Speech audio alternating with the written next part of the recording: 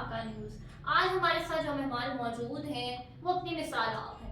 क्योंकि वो जो है एक सोशल एक्टिविस्ट भी हैं और पॉलिटिकल एनालिस्ट भी हैं। तो आज हम उनके तजुर्बे के बारे में, उनके जो जो मौक़िफ़ हैं करंट सिचुएशन के बारे में और जो बैनुल-अक़वामी हालात हैं, उनके बारे में हम उनसे जानेंगे। अस्सलाम वालेकुम बदर हाशमी साहब, कैसे हैं आप? जी, खैरियत से? वालेकुम अस्सलाम, अल्हम्दुलिल्लाह जी, बिल्कुल ठीक-ठाक। अच्छा, हमारे व्यूअर्स जो हैं आज जानना चाहेंगे आपके एक्सपीरियंस से जो बैनुल-अक़वामी जो तहरीक चल रही हैं, जो कानून पास हो रहे हैं, तो उसके बारे में जो है वो हमें ज़रा डिटेल से बताइएगा। जैसे कि आजकल आइन के आर्टिकल 370 और 35 ए के बारे में जो है वो बहुत चर्चे हैं और हर बंदा जो है इस बारे में बात कर रहा है। तो ज़रा लोगों को ये बताइएगा कि 35 ए है क्या आर्टिकल और 370 जो है इसके बारे में ज़रा एक्सप्लेन कर दीजिएगा। आपका मौक़िफ़ जानना जी। चाहेंगे। आर्टिकल 370 और 35 ए चूँकि ये पाकिस्तान से मुतल्लिक तो नहीं है, लेकिन इनडायरेक्टली ये पाकिस्तान को मुतासिर करता है। हुँ, हुँ।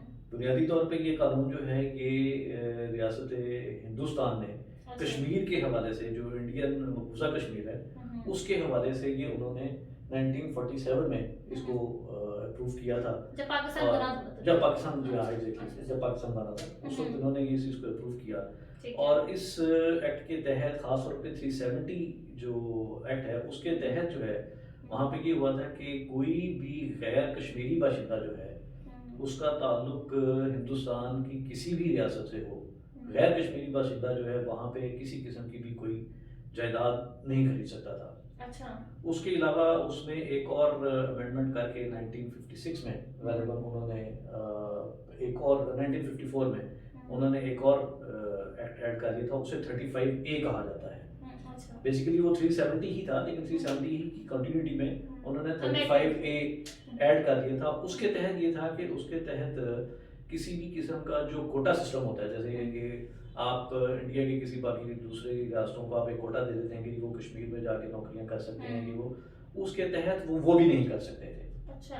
दूसरा ये कि किसी किस्म के भी इंटेलेक्चुअल राइट्स वो वहाँ पे कश्मीर में जाके नहीं नहीं ले सकते थे। हुँ, हुँ, फिर अपना ना ही सरकारी नौकरियाँ वो कर सकते थे, किसी किस्म की वो गवर्नमेंट जॉब्स आप अगर किसी ने करनी है, हुँ, वो नहीं कर सकते। तालीमी इदारों में जो है, उनको वो किसी किस्म का कोई कोटा नहीं था। अगर वो ओपन कॉम्पिटिशन में आते थे तो वो जा सकते थे, लेकिन अदरवाइज़ वो कोटा किसी को कोई नहीं दिया गया था, सिर्फ़ और सिर्फ़ वो कश्मीरियों का हक था। ठीक है। बदर हाशमी साहब मुझे बताइएगा कि सीएए के हवाले से आपका क्या मौक़िफ़ था? यानी ये क्या चीज़ है, इसका मुख़फ़्फ़फ़ क्या है? और इसके बारे में एक्सप्लेन कीजिए। मैं आपको बता देता हूँ। इसके जी। मैं थोड़ा-सा इसमें एक और जी, चीज़ जी। मैं ऐड करना चाहता हूँ जी, जी, प्लीज़। 370 और 35 ए के जी, जी। तहत। जिस वक़्त ये लागू हो गए तो उसके तहत ये जो चीज़ें आपको मैंने वो बता दी कि जिसके तहत वो चीज़ें नहीं कर सकते थे। हाँ जी। जिस वक़्त इसको रिवोक किया गया है, हुँ, इंडिया हुँ, ने इस एक्ट को ख़त्म कर दिया। ठीक है। तो जब ख़त्म किया तो वो सारी चीज़ें जो हैं, उसका हुँ, कश्मीर का जो स्पेशल स्टेटस था, वो हुँ, ख़त्म हो गया। हुँ, अब उसके ख़त्म होने से क्या हो रहा है कि इंडिया के जितने भी बाकी रियासतें हैं, वहाँ के बाशिंदे जो हैं, हुँ, वो हुँ। अब कश्मीर में जाके बाकायदा तौर पे प्रॉपर्टीज़ भी खरीद सकते हैं। अच्छा। वहाँ पे जाके वो वहाँ के मुकामी लोगों से शादियाँ भी कर सकते नाउ दे आर हैं। फ्री। अब वो फ्री हैं, हुँ, हुँ, एग्ज़ैक्टली।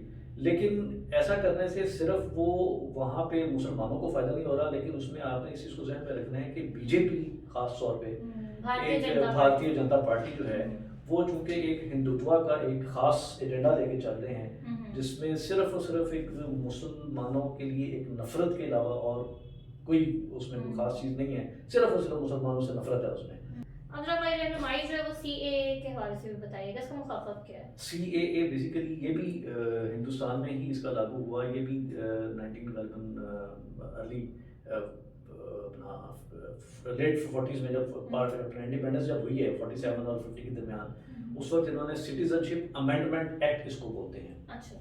ये इन्होंने एक लागू किया और जिसकी चर्चा आजकल काफ़ी ज़्यादा है। इसकी जी हाँ, बिल्कुल, हाँ। बिल्कुल ऐसे ही है। हुँ, हुँ। जिस वक़्त इसको ये सिटीज़नशिप अमेंडमेंट है कि सॉरी ये हुआ था 1955 में अच्छा। अकॉर्डिंग।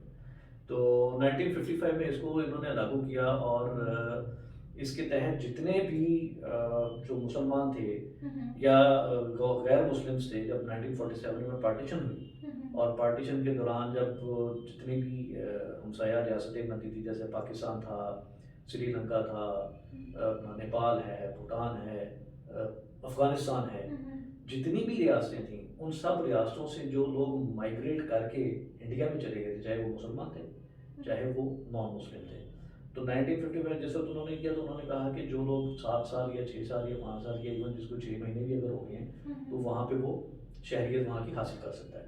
ठीक। लेकिन अभी इन्होंने क्या किया कि एक जो है उसको उस एक्ट को थोड़ा सा उसमें तरमीम की गई अच्छा। और तरमीम करके इन्होंने एक नया उसमें कानून एक मुतारफ करवा दिया कि जितने मुसलमान हैं उनको बीच में से निकाल दिया। अच्छा। मुसलमानों को बीच में निकाल के और सिर्फ ये कर दिया कि ये तो उनकी हक तलफी है ना? हक तलफी एग्जैक्टली, जिसके ऊपर पूरी दुनिया में शोर मचा है। सिर्फ अच्छा। मतलब पाकिस्तान में भी उस चीज़ का जो है पाकिस्तान ने अपना रिकॉर्ड करवाया है, एहतजाज रिकॉर्ड कराया कि इससे ज्यादती हो रही है। अच्छा। पूरी दुनिया में भी इस चीज़ के ऊपर शोर शराबा, ह्यूमन राइट्स ऑर्गेनाइजेशंस जो हैं उन्होंने इस चीज़ के ऊपर शोर शराबा किया है। बिल्कुल ऐसे ही। अच्छा बदर साहब मुझे ये बताइएगा कि आपने कश्मीर का जिक्र किया, तो जब भी कश्मीर का जिक्र आता है तो हाफिज सईद साहब का नाम जो है वो जरूर जी मेंशन किया जी जाता है। तो हाफिज सईद साहब ने काफी अरसे से सुनने में आया आता है कि वो कश्मीर के नाम पर एक फंड जो है वो लेते रहे हैं। जी जी। तो इस हवाले से भी जरा एक्सप्लेन कीजिएगा, हमारे व्यूअर्स की रहनुमाई कीजिएगा कि क्या सारा सिलसिला। हाफिज सईद साहब का एज सच मैं ये तो नहीं कह सकते कि वो एक फंड लेते रहे हैं, लेकिन आप ये कह सकते हैं कि चूंकि हर मुल्क में उस जैसे फंड को कश्मीर फंड कहा जाता था। कश्मीर, हाँ एग्जैक्टली उसको हम कह सकते हैं। उसमें ये था कि कश्मीर के हवाले से कैंपेन एक चलती थी और कैंपेन चलने में अपना ज़्यादातर यही था कि जैसे मैं एक अपने आप को पाकिस्तान का, हर पाकिस्तानी जो है वो अपने आप को सफ़ीर समझता है। बैरून मुल्क अगर मैं कहीं पे जॉब कर रहा हूँ या वैसे मैं कहीं पे गया हूँ तो मैं चलता फिरता पाकिस्तान का सफ़ीर कहलाऊंगा। इसी तरीके से हाफिज सईद साहब जो थे इनका एक अपना असर रसूख था, अरब दुनिया में इनका असर रसूख है। तो इनके भी जो लोग आते जाते थे वो पाकिस्तान के सफ़ीर कहलाते थे, तो उस लिहाज से ये कश्मीर के हवाले से प्रोपेगेट भी करते थे। और दूसरी नज़र से अब चूँकि दुनिया में इस चीज़ को काफ़ी सारे प्लेटफॉर्म्स के ऊपर इस चीज़ को उजागर किया गया है या हमारी तरफ से भी कुछ लोगों ने गलती की ये बात कह के कि शायद हाफिज सईद साहब जो हैं वो जिहाद भी करते रहे हैं। हाफिज सईद साहब का कश्मीर के हवाले से ज़रूर हुआ होगा, अगर किसी ने ये बात कही है तो किसी बेस पे ये बात कही होगी, लेकिन जहाँ तक मुझे ज़्यादा पता है तो वो अफ़गानिस्तान के हवाले से उनका किरदार बड़ा अहम रहा है कि अफ़गानिस्तान में जिस वक्त अमेरिका ने आके जंग लड़ी है तो वहाँ पे ज़ियाउल का साहब का ज़माना था, उस वक्त जो है एक हमारे यहाँ रशिया ने हमला किया हुआ था, तो उसको काउंटर करने के लिए पाकिस्तान से एक खेप तैयार की गई थी, बाकायदा तौर पे जहरी तैयार हुए थे। तो उसमें हाफिज साहब का एक रोल रहा है, हाफिज साहब ने उसमें बड़ा अहम किरदार अदा किया है। और जिस तक अगर हम कश्मीर के हवाले से बात कर रहे हैं तो कश्मीर के हवाले से भी कुछ हद तक हम कह सकते हैं कि सफारतकारी के तौर पे भी, मतलब सफारतकारी से मुराद ये है कि जैसे हमारे जैसे लोग, मैं तो नहीं, लेकिन ये कि जैसे और कोई भी वहाँ पे जाता है, बाहर जाता है तो उसके अपने ज़ाती ताल्लुकात हैं, तो वहाँ पे जाके वो सफारतकारी कर लेते हैं। इस हवाले से हम ये कह सकते हैं। लेकिन प्रिसाइजली ये बात कहना कि हाफिज सईद साहब जो हैं वो किसी जगह पे हिंदुस्तान में किसी दहशतगर्दी में मुलविस रहे हैं, ये टोटली कंडेमेबल है। मतलब मैं अपनी इंफॉर्मेशन के तहत में ये बात बड़ी वाज़ेह तौर पे मैं कह सकता हूँ कि हाफिज साहब का किसी भी जगह पे इस किस्म की कोई इन्वॉल्वमेंट पाई नहीं जाती। अच्छा बदर साहब मुझे बताइएगा कि जिस तरह अगर हम गवादर की बात करें जो कि इस वक्त हमारा सबसे बड़ा इकोनॉमिक कॉरिडोर जिसे कहा जा रहा है, तो वहाँ पे जो मुकीम बलोच थे वहाँ के रिहायशी, तो उन बलोचों को बारे में कहा जाता है कि उनके बड़ी हक तलफी की जा रही है और गवर्नमेंट जो है इस बारे में खामोश है, उनके बहुत से हकूक हैं जिनको दबा दिया गया। तो अगर उनको उनके हकूक मिल रहे हैं तो आप इसके बारे में क्या करेंगे, और अगर नहीं मिल रहे तो इस बारे में गवर्नमेंट को क्या करना चाहिए, प्लीज ये भी रहनुमाई कीजिएगा। बलोचिस्तान का इशू बड़ा कॉम्प्लेक्स रहा है शुरू से। अनफॉर्चुनेटली जब से वो कॉम्प्लेक्स रहा है टेररिज्म से रिलेट कर दिया गया, बिल्कुल बिल्कुल, जब से इसको कॉम्प्लेक्स बनाया गया है या रहा है वो, तभी से इस मामले को जो है वो सही तरीके से हैंडल नहीं किया गया। कभी कभी होता ये है कि कुछ मामला जैसे घर में आप एक पाकिस्तान एक रियासत है, रियासत जो है वो बाकी सूबों के लिए वो एक माँ का किरदार अदा करती है। तो अपना बलोचिस्तान भी जो है वो एक हमारा एक बाजू है, हमारे एक कॉन्फेडरेशन का जो है वो एक बच्चे की हैसियत वो रखता है। वहाँ पे जितने बचिंदे हैं वहाँ पे रहते हैं वो हमारे बच्चों की तरह हैं। अब घर का सरबराह अगर एक बच्चा जो है वो थोड़ा सा कहीं पे उसके अंदर बगावत पाई जा रही है तो उसको कंट्रोल करने के लिए या उसको समझाने के लिए अगर मैं उसको स्नब करूँगा और स्नब में उसको अगर ताकत के जोर पे करूँगा तो उसके अंदर बगावत का पहलू ज़्यादा उजागर हो सकता है। तो बजाय इसके कि मैं उसको ताकत के बलबूते पे मैं उसको समझाने की कोशिश करूँ, अगर मैं उसको बिठा के प्यार से समझाने की कोशिश करूँगा, तो उसके समझने के चांसेस जो हैं वो ज़्यादा होंगे। तो मुझे बताइएगा कि इस वक्त जो है वो मुल्क में एक बड़ी ही अनसर्टेनिटी की कैफियत है। तो बीइंग सोशल एक्टिविस्ट और पॉलिटिकल एनालिस्ट, आप इस बारे में क्या कहेंगे कि कौन सी ऐसी रिफॉर्म्स लानी चाहिए जिससे जो है ये अनसर्टेनिटी की जो कैफियत है ना, उस पर काबू पाया जा सके? पाकिस्तान में इस वक्त बुनियादी तौर पे अगर देखा जाए तो 3 से 4 किस्म या 5 किस्म की जो है वो अनसर्टेनिटीज़ जो है वो पाई जाती हैं। अच्छा। सबसे बड़ी जो है अपना उसको समझ लें, अनफॉर्चुनेटली आप समझ लें कि पॉलिटिकल अनसर्टेनिटी जो है वो बहुत ज़्यादा पाई बहुत जाती है। ज़्यादा बिल्कुल। और फिर अपना उसी के पॉलिटिकल अनसर्टेनिटी जब आती है तो उसी को लेके बाकी चीज़ें जो हैं वो उसके साथ अटैच हो जाती हैं, जिसमें मुआशी तौर पे जो है वो आपकी मुआशियात मुआशी डिस्टर्ब हो तबाही जाती हैं, आपकी जो सोशल लाइफ है वो डिस्टर्ब हो जाती है, हम्म। आपकी एजुकेशन डिस्टर्ब हो जाएगी, आपकी जो सेहत की पॉलिसीज़ हैं या सेहत का जो इंफ्रास्ट्रक्चर है वो डिस्टर्ब हो जाएगा, आपका डेवलपमेंट का जो इंफ्रास्ट्रक्चर है वो डिस्ट्रॉय हो जाता है। ओवरऑल जो आपकी जो डेवलपमेंटल क्या कहते हैं उसको अपना डेवलपमेंटल पॉलिसी समझ लें, वो प्रोसेस पूरे का पूरा जो है वो एक उसमें चला जाता है, स्लब हो जाता है, दबा दिया जाता है उसका।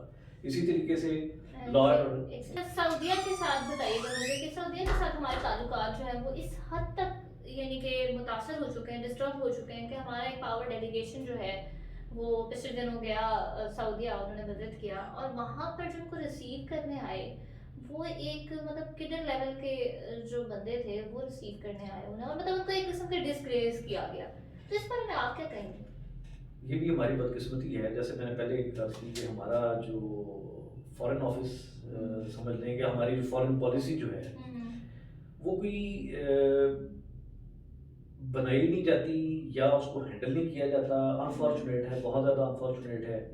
उसमें हमारे एक अपना फॉरेन ऑफिस के ही या फॉरेन मिनिस्टर आप समझ लें अपना शायद अपना शाह महमूद कुरैशी साहब, उन्होंने कोई एक बड़ा गैर मुतनाज़ सा एक गैर मुनासिब सा एक बयान दे दिया था, अच्छा। जिसकी वजह से सऊदी हुकूमत जो है वो काफ़ी उस चीज़ को लेके ऑफेंड हो गई थी। अगर सऊदीया और पाकिस्तान के ताल्लुकात को देखा जाए तो पाकिस्तान सऊदीया से जो है वो फाइनेंशियल एड भी लेता रहा है, पेट्रोल की मद में भी वो पेट्रोल भी उनसे लेता रहा है, चाहे वो मतलब पे उसकी करते रहे, लेकिन ये कि बड़े सब्सिडाइज रेट्स के ऊपर लेते रहे हैं और एड तो उन्होंने बेतहाशा एड दी है। तो फिर जब सैलाब था और हमारे जब जल्जला जब हर मुश्किल वक्त में सऊदी हुकूमत ने और सऊदी अवाम ने हर तरह से पाकिस्तान की हुकूमत और पाकिस्तान के लोगों का हर तरह से साथ दिया है। प्रधान से मुझे बताइएगा, ये तो आपने खारजा पॉलिसी के बारे में अपना इजहार किया, अपने व्यूज दिए। आप बताइएगा कि पाकिस्तान के जो दाखिली हालात हैं उनको कैसे बेहतर किया जा सकता है, मतलब अमन के हवाले से, सेहत के हवाले से और मुख्तलिफ जो है पहलुओं के हवाले से उनको कैसे बेहतर किया जा सकता है, अपनी राय दीजिएगा। इसमें फिर बात वहीं पे आ जाती है थोड़ा सा कि जैसे हमारे यहाँ पॉलिटिकल अनसर्टेनिटी है, तो पॉलिटिकल अनसर्टेनिटी को देखते हुए अगर हम देखें तो ये सारे के सारे जो आपने पॉइंट्स जो गिनवाए हैं कि जो जो चीज़ें हैं ये उसी वजह से डिस्टर्ब हैं। अगर पॉलिटिकल स्टेबिलिटी आ जाती है, और पॉलिटिकल स्टेबिलिटी इस वक्त पाकिस्तान में जो है वो सिर्फ उस वक्त आ सकती है कि जिस वक्त एक नेशनल डायलॉग जो है उसको कंडक्ट कर लिया जाए। नेशनल डायलॉग के लिए मैं ये नहीं कहता कि अपना हमारे जो मुख्तलिफ हल्के जो हैं उनको बीच में इन्वॉल्व किया जाए।